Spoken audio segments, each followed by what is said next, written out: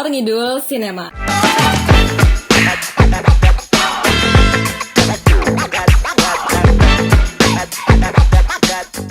Nah, kali ini kita udah ada di episode 2. Balik lagi sama aku, Jihan. Dan kali ini aku bakal ditemenin sama my bestie, Putih. Welcome. Halo semuanya, kenalin nama gue Putih. Kali ini gue bakal nemenin Jihan buat Ngalor Ngidul Sinema nih. Keren banget. Kita langsung aja kali ya, Putih ya.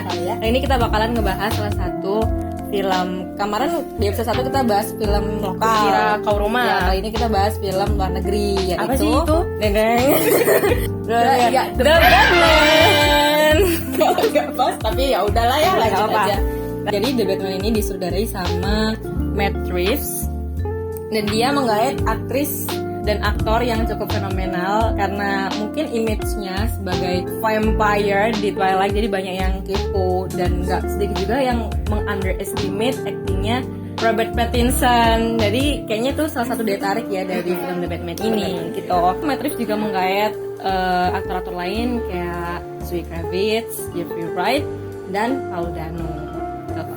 Nah, The Batman sendiri ini kalau misalnya film superhero itu biasa superhero banget gitu ya. Nah, di Batman ini enggak, dia lebih ke arah ke action, thriller, dan misteri. Jadi si The Batman ini bertugas untuk mengulik misteri yang ada di Gotham nih teman-teman. Apa namanya, kayak film itu Seven, kalau kalian tahu Seven dan Zodiac itu mirip-mirip gitu vibe-nya, detektif kayak gitu. Jadi kayak ya seperti biasa gitu ya, The Batman juga nyeritain dual life Bruce Wayne sebagai Batman sama sebagai dirinya sendiri. Nah, di sini dia untuk mengulik apa sih misteri yang ada di Gotham itu, dia sampai berhubungan nih sama para elit yang ada di kota Gotham, dan juga dia akan berhadapan dengan salah satu villain, bukan salah satu sih, kayaknya satu-satunya aja ya villain yang ada di sini, yaitu The Riddler. Gimana sih? The Riddler. Nah, The Riddler ini merupakan super villain yang ada di sana. Jadi dengan bantuan The Riddler, dia tuh bakal ngulik nih apa sih yang ada di Gotham, tapi tentunya mungkin ini karena dia masih trainee gitu ya istilahnya, Masih 2 tahun guys. jadi kayak belum terlalu cepat lah buat nangkap apa sih ada clue-cluenya yang di sana. Iya, jadi bisa dilihat di situ Batman agak telat, bisa dilihat kayak agak telat gitu waktu mau mengulik, mau menuntaskan si dari The Riddler-nya ini gitu. Jadi kan. kayak pas dia udah nyampe, oh udah di sini nih, tapi taunya udah di depan lagi nih kasusnya. Iya, Jadi benar-benar telat sih. agak ketinggalan. Ya itu tadi balik lagi ya, karena mungkin dia baru 2 tahun jadi The Batman. Habis dia habis dia mengatasi kejahatan-kejahatan yang level rendah, tiba-tiba dari Riddler Dihadapkan ini gitu ya. muncul dengan otaknya yang cerdas. Jadi mungkin dia agak kewalahan gitu ya. Karena dia adalah super villain pertamanya The Batman. Kalau dibandingin sama film ribut-ribut yang sebelumnya kayak triloginya Christopher Nolan, The Dark Knight Trilogy, kita bisa lihat di sini Bruce Wayne kalau dibandingin iya beda ya gitu. Beda ya. banget gitu, nggak Beda sih? banget.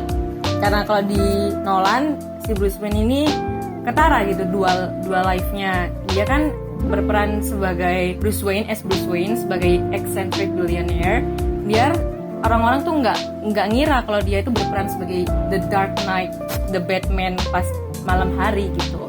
Tapi kalau di sini gimana Put, kalau di The Batman Bruce Wayne? Kalau dari aku sendiri sih, kalau Bruce Wayne ya di Batman itu kurang ya, kurang banget dijabarin gimana sih Bruce Wayne-nya di sini, karena lebih ke fokusnya ke Batman mengulik misteri di Gotham itu sendiri.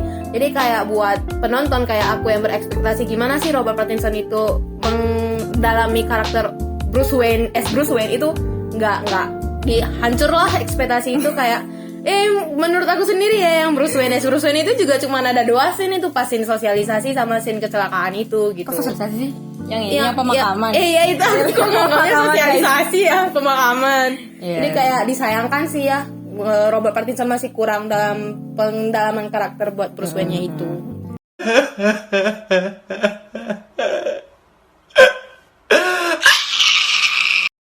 Selain itu perbedaannya mungkin juga dari gadget-gadgetnya, Batmobile, Batpodnya nggak se-ikonik yang di punya Nolan atau punya Zack Snyder dan lain-lain. Cuman di sini menurut aku dengan model yang lebih simpel itu Batmobile dan Batpodnya kayak terasa elegan, kayak Terus kayak kita lebih rasional, lebih logis lah Iya, melihat benar-benar. gimana penyelesaiannya, apalagi ada fight actionnya gitu kan, fight Oh, iya, scene-nya. iya, Itu iya. kayak buat seseorang yang suka fight scene, buat aku itu tuh bener-bener memanjakan mata sih. Jadi itu Iya. masih adalah advantage dari The Batman itu sendiri. Benar. Dan mungkin perlu di highlight lagi di sini film, kan sebenarnya Batman kan superhero ya. Tapi di sini Matt Reeves jadi superhero but not like superhero, karena balik lagi tadi dia lebih ke detektif dan Iya. itu tadi. Jadi misal kalian kalau beranggapan pingin Melihat yang superhero ke superhero, Iya, itu benar. udah deh hapus aja harapan ya, kalian yang gitu. banyak vaksinnya di sini kalian nggak mendapatkan itu gitu guys. Kita mungkin menceritain kehidupan karakter-karakter yang lain ya, kayak Zoe Kravitz sebagai Catwoman di sini. Jujur aku suka sih, tapi kalau harus dibandingin lagi sama Catwoman-nya Anne Hathaway, aku nggak bisa ngebandingin sih. Kalau kamu gimana? Kalau dari aku sendiri ya, aku Catwoman di The Batman ini nggak tahu ya, kayak masih kurang nangkep sih di aku, emosinya kayak masih kurang lah karakternya, apalagi di bagian dia pengen nyari temannya itu, aku belum ketangkep deh Yang emosi si sedih, Alika itu ya? frustasinya itu gitu. Alika apa? Alika sih. Kurang inget Itu kayak itu. Nah, ini masuk nih ke disadvantage The Batman kalau misalnya kebanyakan karakter itu loh. Tapi bentar, aku mau bahas lagi yang The Catwoman tadi.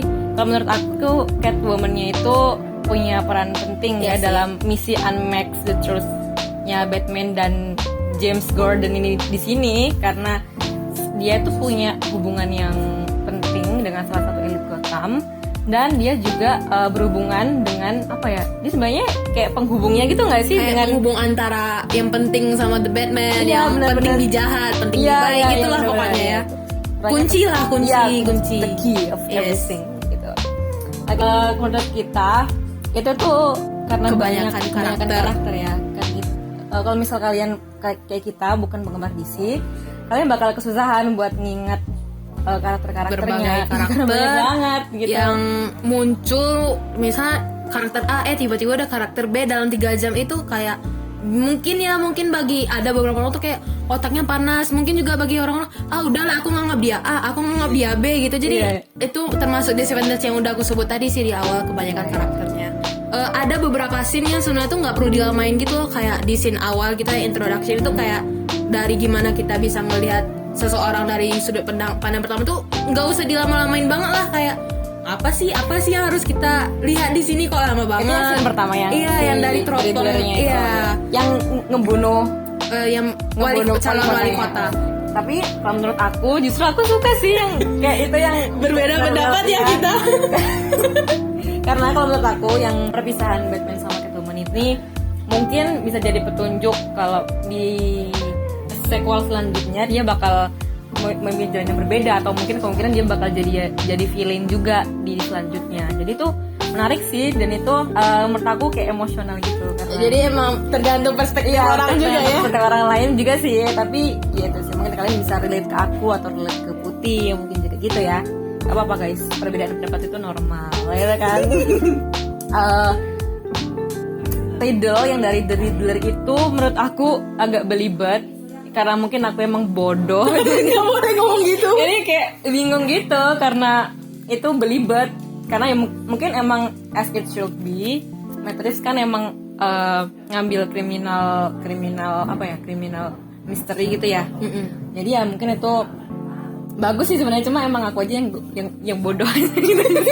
Pas ngelihat mereka penangkapan The Riddler, ini beneran si ini nih. Aku nggak percaya ya gitu. Sebenarnya tapi The Riddler ini adalah salah satu karakter yang paling menarik menurut aku, karena dia berbeda sama The Riddler sebelumnya yang pernah diperanin sama Jim Carrey di Batman Forever. Di situ digambarkan The Riddler itu sebagai orang yang nyentrik, pakai baju hijau, pakai gimana gitu kan. Tapi di sini Paul Dano berperan sebagai The Riddler yang Kayak kalau orang-orang biasa melihat aja. tuh, ini orang biasa, ini orang cupu orang gitu ya. cupu gitu Tapi kan. pas ngelihat ancaman dia, pemikiran dia buat terhadap Gotham, wah ini ancaman bahaya nih, bahaya banget lah ini. Orangnya harus khusus pergi. Iya, dia ini loh kayak apa ya, balas dendam, revenge, karena boleh nggak sih di Gak tahu ya, jadi udah kita diem aja ya dulu. pokoknya dia kayak Kalau balas penasaran dendam nonton gitu. aja. Ya, kalau penasaran nonton aja kalian.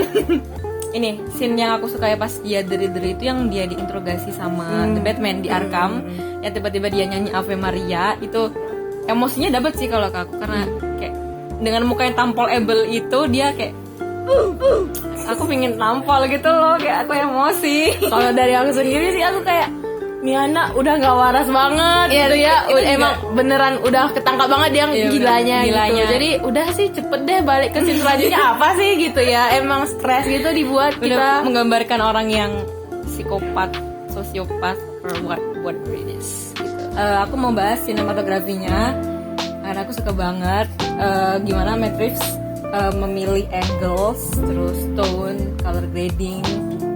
Aku sangat memanjakan mata sih ya, buat aku hampir 3 jam atau 2 jam 60 menit atau berapa sih dia? 176. Oh iya, Aku ngeliat dong. 176 menit itu adalah memanjakan mata banget bagi aku. Tapi bagi beberapa orang dengan tone dark noir-nya Matt Reeves itu, mereka justru malah ngantuk karena yaitu tadi gelap ala-ala. Dan kayak pemandangan memanjakan matanya juga cuman kota-kota lampu, apa sih istilahnya? City light. Ya itu. Iya sih, tapi ya kayak apa namanya, scene yang terang menurut aku sendiri itu juga aku lupa ya scene yang mananya, tapi udah aku hitung tuh juga cuma ada 2 gitu loh. Jadi sisanya gelap, jadi kayak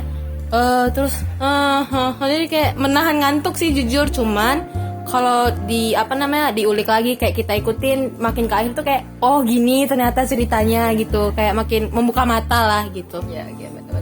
Oke, yang selanjutnya kita mau bahas ini yang bikin aku goosebumps sepanjang film adalah karena scoringnya yang dikomposerin sama Michael Giacchino. Salut banget sama dia yang bisa membuild up suasana fucked up-nya Gotham dengan audio ala-ala pemakaman. Dan jangan lupa lagunya Nirvana yang Something in the Way itu bisa jadi ikonik gara-gara Michael Giacchino ini, kayak itu keren banget.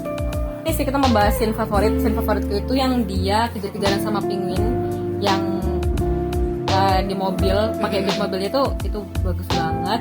Sama pas dia di klub, tau nggak yang layarnya tuh hitam, terus jadi cahayanya tuh comes up dari ininya. Iya ingat. Tapi aku masih yang lebih ingat yang bagian penguin. Ya, tapi kalau yang di bagian penguin itu aku jujur yang bagian mereka ngikutin penguin itu aku bingung, kayak sampai mereka ketahuan sama penguin atau apa deh gitu ya, sampai dibantuin sama Gordon itu aku masih bingung kan. Terus tiba-tiba kayak udah kejar-kejaran nih, aku jujur baru ingat nih kayak ingat aku dapat thrillnya. Cuman kalau dari aku sendiri scene favorit aku itu ada 2. Yang pertama itu ketika ada salah satu elit Gotham itu ditangkap sama The Riddler yang mukanya itu dipasang perangkap labirin tikus. Nah itu tuh sama aku tuh bukan gimana ya, tapi puas gitu loh ngelihat ketakutan si elit ini, satisfying banget ngelihat dia gimana dia putus asanya, takutnya gitu. Dan Batman gak bisa mecahin clue yang dikasih gitu. Itu tadi adalah scene favorit kita. Jadi kita bisa konklusikan Batman, tapi di sini lebih ditunjukkan Batman masyarakat Gotham gitu. Jadi lebih sosialisasinya ada lah gitu ya. Bener. Itu aja sih kayaknya. Kalau dari kamu sendiri ratingnya berapa nih? Kalau aku, karena aku suka banget, aku kasih rating 8,5/10. Ya kalau dari aku sendiri mungkin beda pendapat ya, beda sudut pandang. Kalau dari aku sendiri itu 7,3. Beda banget ya. Kayaknya itu sih, yang terakhir dari kita. Semoga bermanfaat dan insightful walaupun kita banyak ketawanya. Benar. Oke, kayaknya that's all for today. Thanks for watching and see you on the next video. Bye bye. Selesai. Nggak tahu. Aku mau join. Ini.